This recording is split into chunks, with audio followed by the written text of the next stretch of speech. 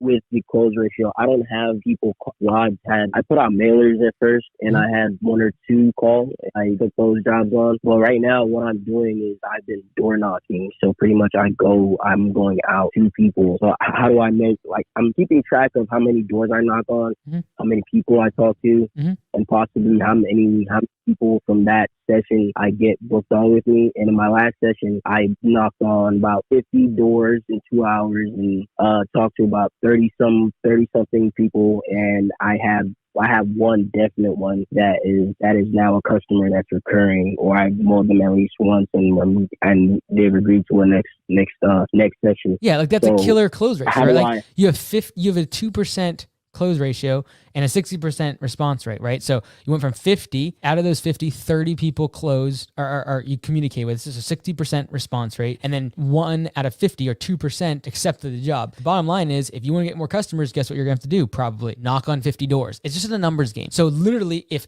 that, what you're saying to me is that 28 out of 30 said no. And so what that does is mentally like, oh my goodness, I got to lower my prices. I got to lower my, no. You closed one person out of 50. That's phenomenal. If you do that once a day for the next several weeks, you have yourself a business.